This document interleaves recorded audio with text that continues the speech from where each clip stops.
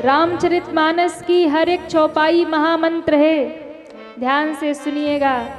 कोई भी काम का अगर नया शुरुआत आप कर रहे हैं, मकान, दुकान, बिजनेस, कुछ भी नई शुरुआत आप कर रहे हैं और आप चाहते हैं कि सब मंगल हो, सब शुभ हो, शुभता चाहते हैं, मंगल चाहते हैं, तो इस चौपाई का पाठ करके ही अपने मंगल कार्य की शुरुआत कीजिए। मंगल भवन अमंगल हारी, द्रवहु सो दशरथ अजीर बिहार। प्रभु से प्रार्थना करके इस चौपाई का पाठ करके अपने आप मंगल कार्य की शुरुआत कीजिए, अपने काम धंधे का प्रारंभ कीजिए। राम जी के कृपा से आपके बिजनेस में, धंधे में, आपके कार्य में सब मंगल ही मंगल होगा, मंगल का नाश हो जाएगा। अगर अमंगल मिटाना है तो इस चौपाई का पाठ करिए, क्योंकि मानस की प्रत्येक चौपाई महामंत्र है, महामंत्र है, इसका ध्यान रखिए।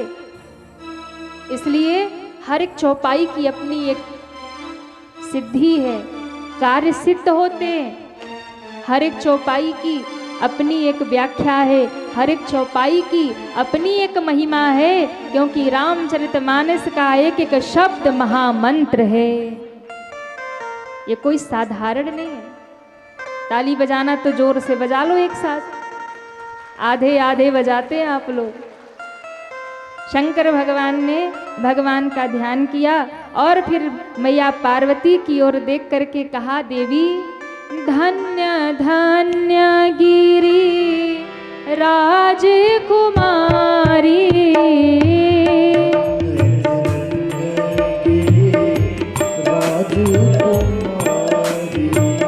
तुम समान नहीं को उपकारी,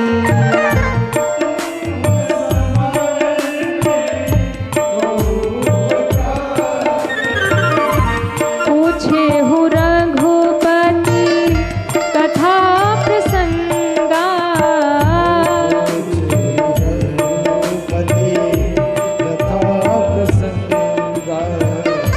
पूछे हूँ रघुपति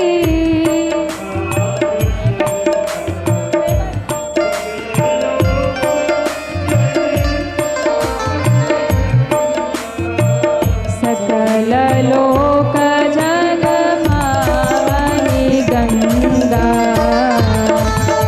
लोक जग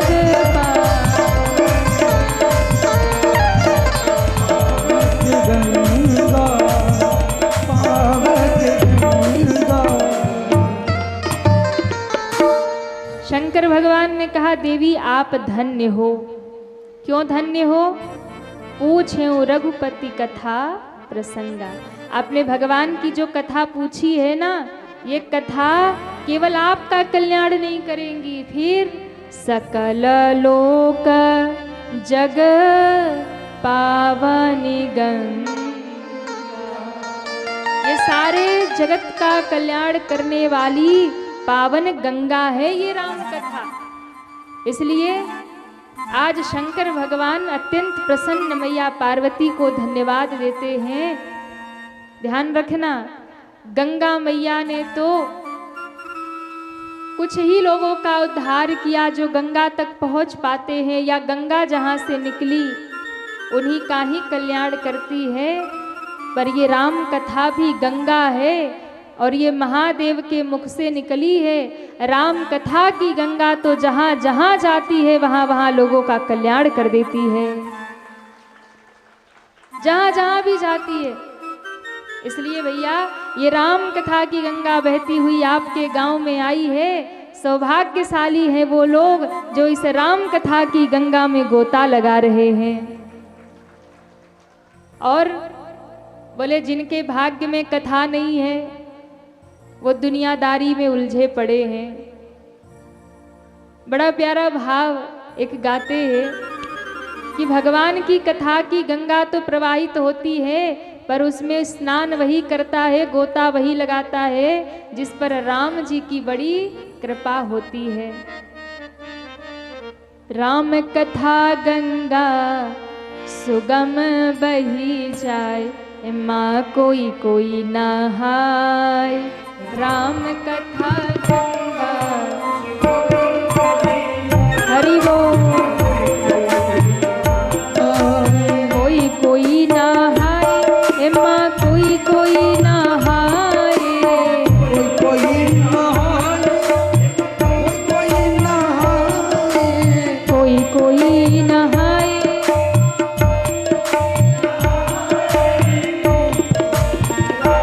कथा गंगा सुगम बही जाए, माँ कोई कोई नहाय।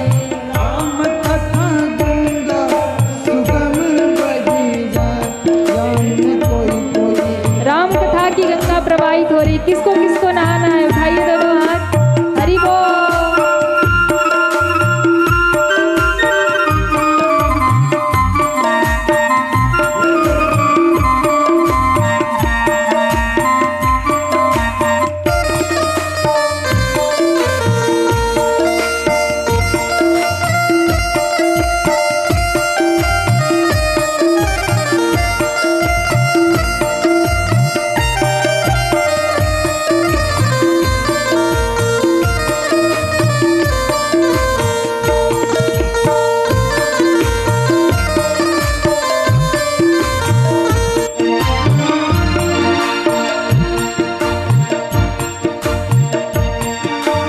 ब्रह्मा नहाय, माँ विष्णु नहाय। ब्रह्मा नहाय, नहाय, ब्रह्मा नहाय, माँ विष्णु नहाय। ब्रह्मा नहाय, विष्णु नहाय। बाबा भोले, ओ बाबा भोले नहाए, अपन डमरू बजाए, माँ कोई कोई नहाय। नहाय, डमरू बजाए,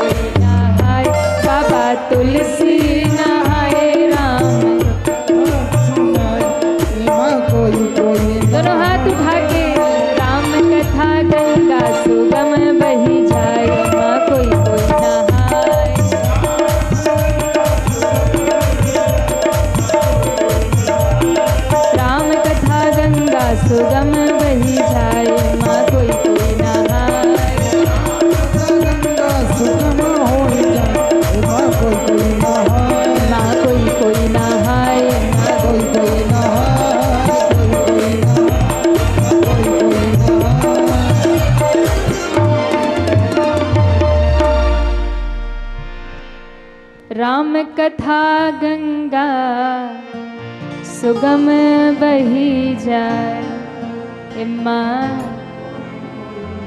किसको किसको नहाना है कथा गंगा में? उठाइए दोनों हाथ। माँ कोई कोई नहाए। माँ कौन नहा रहे? ब्रह्मा नहाए। माँ विष्णु नहाए। ब्रह्मा, आवाज नहीं आ रही आप लोगों की? उठाइए पूरे पूरे हाथ सभी पीछे तक और एक साथ तालियां बजाते हुए। ब्रह्मा नहाए। माँ विष्णु नहाए। ब्रह्मा, ब्रह्मा नहाए। माँ विष्णु नहाए। ब्रह्मा, बाबा भोले, ओ बाबा भोले नहाए अपन डमरू बजाए। माँ बाबा डमरू। माँ दोनों हाथ उठा के राम कथा गंगा सुगम बही जाए। माँ कोई कोई नहाए। माँ कोई कोई नहाए। राम कथा गंगा सुगम बही जाए। माँ कोई कोई नहाए। राम कथा गंगा सुगम हो ही जाए। माँ कोई कोई नहाए। माँ कोई कोई नहाए। कोई कोई नहाए। कोई कोई नहाए। बोलो शंकर भगवान की जय हो। शंकर भगवान ने कहा देवी ये राम कथा की गंगा सारे जगत को पावन करने वाली है। और फिर बाबा ने कथा की महिमा गाई। जिन हरि कथा सुनी नहीं काना, श्रवण रंध अहि भवन समान। शंकर जी ने कहा कि जो मनुष्य का तन पाने के बाद, ये दो कान पाने के बाद राम जी की कथा न सुने तो उसके कान क्या है? क्या है? सांप के रहने के बिल के समान है। हम नहीं कह रहे, ये मत सोचना कि देवी जी कह रही है, ये तो बाबा ने मानस में लिखा है। जिन हरि कथा सुनी नहीं काना, जो अपने कान से भगवान की कथा नहीं सुनता, श्रवण रंध अहि भवन समाना। उसके कान कैसे हैं? बोले सांप के रहने के बिल के समान है कि जो मनुष्य का तन पाने के बाद भी इस कथा से दुनिया के गीत सुने, दुनिया की गंदी बात सुनी, निंदा सुनी, चुगली सुनी, पर मेरे राम जी की कथा ना सुनी महाराज। हाँ? उसके कान कैसे? सांप के बिल के समान। और नयन नहीं संत दरस नहीं देखा, लोचन मोर पंख करी लेखा। उसकी आंखें, बोले जो मनुष्य तन पाने के बाद, दो दो आंखें पाने के बाद अपने नेत्रों से संत का दर्शन नहीं किया, प्रभु का दर्शन नहीं किया, उसके आँख आँख कहलाने लायक नहीं, मोर के पंख के समान है जो किसी काम के नहीं है। मोर का पंख आप लोगों ने देखा है? उस पे एक निशान आकृति आंखों जैसी बनी रहती है ना, वो सच की आंखें नहीं है, वो बस देखने की है। तो जो भी इन आंखों से दुनिया के दृश्य देखता है, दुनिया के दृश्य को देखकर मगन होता है, दुनिया की सुंदरता देखी, हर चीज देखी, पर भैया इन आंखों से संत को नहीं देखा, भगवंत को नहीं देखा। आंखें उसकी किसी काम की नहीं। और जिन हरि भगत हृदय नहीं आनी, जीवत शव समानते प्राणी। और खतरनाक बात कह दी क्या? बोले भैया मनुष्य का जन्म लेकर के, मनुष्य का जीवन लेकर के जिसके हृदय में राम जी की भक्ति ना आई, जीवत शव समानते प्राणी। मनुष्य का तन पाने के बाद इस हृदय में काम, क्रोध, लोभ, मोह दुनिया की लोलुपताएं, दुनिया की सारी गंदगी आपके हृदय में आ गई, पर राम जी की भक्ति ना आई तो जीते जी वो शरीर मुर्दे के समान है, वो शरीर लाश के समान है। जीवत, जिंदा रहते हुए भी, जीवत शव समान ते प्राणी। बाबा ने बड़ी कठोर बात लिखी है महाराज। अरे जिसने मनुष्य का तन पा करके इस हृदय में राम जी की भक्ति ना बसाई, उसका तन तो शव के ही समान है। हाँ, उसे छूने से भी पाप लगेगा। जैसे शव को छू करके स्नान करते हैं ना, वैसे ही जिस व्यक्ति के पास स्वयं का चरित्र ना हो, जिस व्यक्ति के पास विकार ही विकार भरे हो, संसारिक कामनाएं ही भरी हो, भगवान से दूर दूर तक कोई संबंध ना हो, ऐसे व्यक्ति को छूने से भी पाप लगता है, ये शास्त्र कहता है। उसके बाद जो नहीं करही राम गुण गाना, जो नहीं राम गुण गाना, जो नहीं करही राम गुण गाना, जो नहीं करही राम गुण गाना, जी हसुदा दूर जी हसमाना, जी हसुदा दूर जी हसुदा दूर जी हसमाना।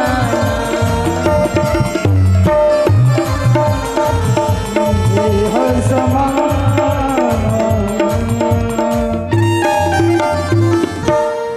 जो भी मनुष्य का तन पाकर, सुंदर जिह्वा पाकर, इस जिह्वा से राम जी का गुण नहीं गाया, राम जी के गीत नहीं गाया, कहते हैं उसकी जिह्वा कैसी है? जी हसुदा दूर जी हसमाना। मेढक देखा है आप लोगों ने? कहिए अरे हाँ या ना। अब डरे सामने बैठे, अब पता नहीं क्या कहें। देखा है? हाँ या ना। बरसात में जब मेढक, बारिश होती है, निकल के आते हैं तो कितने टर्र टर्र चिल्लाते मेढक, चिल्लाते हैं ना। तो कहा जिस व्यक्ति ने जुबान पाकर, बाड़ी पाकर केवल दुनिया की ही चर्चा की, केवल बाबा ने कही हमो बता रहे हैं कि भैया इसलिए कानों से भगवान की कथा सुनो, आंखों से प्रभु का दर्शन करो, जिह्वा से प्रभु का नाम लो, नेत्रों से प्रभु का दर्शन करो, हृदय में भगवान की भक्ति रखो, तब आपका मानव जीवन सार्थक और सफल हो जाएगा। तब ये इंसान कहलाने के योग्य बनेगा। और ये सब नहीं किया तो फिर हम में और ये सब नहीं किया तो फिर हम में और असुरों में कोई अंतर नहीं है। बाबा कहते अगुन ही सगुन ही नहीं कछु भेदा, गावही मुनि पुराण बुध बेदा। अगुण सगुण यानी निर्गुण सगुण में कोई अंतर नहीं है, निर्गुण और सगुण भगवान एक ही है। इसलिए कभी भी निर्गुण और सगुण में भेद नहीं करना चाहिए। राम जी के अवतार के 5 कारण बताए गए हैं। राम जी का अवतार हुआ क्योंकि भगवान के 2 द्वारपालों को श्राप लगा था राक्षस बनने का, पहला कारण। दूसरा कारण, नारद जी ने भगवान को श्राप दे दिया था। कभी कभी भक्त भी भगवान को बड़ी खरी खोटी सुनाते हैं। हाँ, तो कभी देखो भगवान को अच्छा भी लगता है कि चलो ठीक है, रोज तो मीठी मीठी बात करता था, स्तुति गाता था, आज गाली सुना रहा। कभी कभी भगवान गाली सुन के रीझ जाते हैं। पर अब ये सोच के सब गाली मत देना भगवान को, क्योंकि हमारी भक्ति उतनी प्रगाढ़ नहीं है। उसके लिए उतना भजन का तप भी चाहिए, तब गाली दे सकते हो। हाँ, नरसिंह जी एक बार जब ठाकुर जी से खींच गए ना तो लगे गाली देने, अरे तू तो चोर है, तू तो छलिया है। इतनी गाली सुनाई, ठाकुर जी तुरंत ही प्रकट हो गए। नरसिंह जी ने कहा, कब से हम गा रहे थे तुम अंतर्यामी, तुम हमारे स्वामी, तब नहीं आए। जैसे ही चोर कहा, छलिया कहा, तुरंत ही आ गए। भगवान ने कहा कि देखो, मीठी मीठी सुन के, भजन सुन सुन के थक गया था, आपने जब खरी खोटी सुनाई तो बड़ा आनंद आया, इसलिए प्रकट हो गया। तो भगवान को खरी खोटी सुनाने के लिए उतना अधिकार भी अपना चाहिए। जब अधिकार हो तो फिर भगवान को सबरी ने जूठे बेर खिला दिए, नरसिंह जी ने गाली भी सुना दिए। तो नारद जी ने जब रोज रोज भगवान का भजन किया, एक दिन श्राप दिया कि तुम्हें धरती पे जाना पड़ेगा, पत्नी के विरह में रोना पड़ेगा। राम जी ने सब सिरोधार्य कर लिया। तीसरा कारण, सती वृंदा ने श्राप भगवान को दिया था। चौथा कारण, प्रताप भानु नामक राजा को श्राप लगा सब परिवार राक्षस बनने का। पांचवा कारण, मनु और शत्रुपा के तप से प्रसन्न होकर भगवान ने वर दिया कि मैं आपके घर में बेटा बनकर के प्रकट हो जाऊंगा। वही मनु और शत्रुपा दशरथ और कौशल्या बनते हैं। और दशरथ और कौशल्या जब मनु और शत्रुपा जी बने तो फिर कहते हैं उनके घर में पुत्र रूप में भगवान राम का प्रादुर्भाव हो गया। बोलिए राम लला सरकार की जय हो। भगवान जब मनु और शत्रुपा जी के सामने आए थे ना, तो मनु जी ने कहा था मुझे बेटा चाहिए आपके जैसा।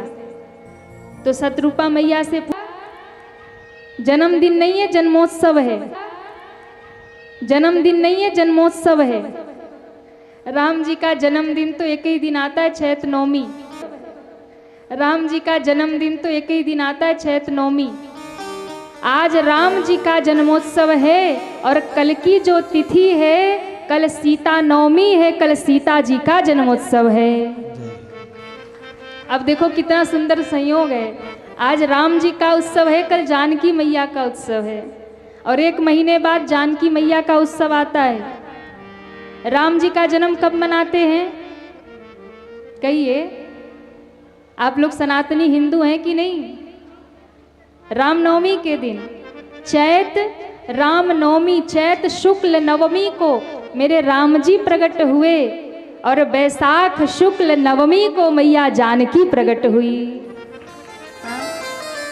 तो रामनवमी तो बीत गई, अब सीता नवमी आ गई। माँ जानकी, कल सीता नवमी है और कल माता जानकी, कल का ही वो दिन है जिस दिन मैया जानकी इस धरती पर जनक नंदिनी बन करके प्रकट हुई थी। महाराज, कल कामना, सीता मैया केवल शक्ति ही नहीं है, वो धैर्य है, वो करुणा है, वो पवित्रता है, वो दया और प्रेम की प्रतिमूर्ति है। सीता नवमी के दिन जो भी सीता मैया का ध्यान कर लेगा, उनके चरणों की वंदना कर लेगा, उनका पूजन कर लेगा, उन्हें राम जी की कृपा अपने आप ही प्राप्त हो जाएगी। ये शक्ति है जानकी मैया। इसलिए सीता मैया से प्रार्थना करिए। सीता मैया का 5 नाम जरूर कल आप स्मरण करिएगा, क्योंकि जहाँ सीता माता की कृपा होती है वहाँ राम जी की कृपा अपने आप ही हो जाती है। माँ है ना, माँ जब बच्चे को गोद में उठा लेती है तो पिता भी अपना लेते हैं, और माँ छोड़ दे तो दुनिया में कोई फिर अपनाने वाला नहीं है। तो सीता मैया ने अपना लिया तो राम जी भी अपना लेंगे। इसलिए कल सीता नवमी है, मैया जानकी के 5 नाम का स्मरण करना। बोलिए जानकी, कहिए जानकी, वैदेही, मैथिली, भूमिजा, माँ जानकी की जय हो। जोर से कहिए, माँ जानकी की जय हो। इन 5 नामों का स्मरण कर लिया तो आप पर माँ भगवती जगदम्बा, माँ जानकी अत्यंत करुणामयी है, अत्यंत प्रेममयी है। माँ प्रसन्न हो जाएंगी, और माँ प्रसन्न हो गए तो सीताराम जी की कृपा प्राप्त हो जाएगी।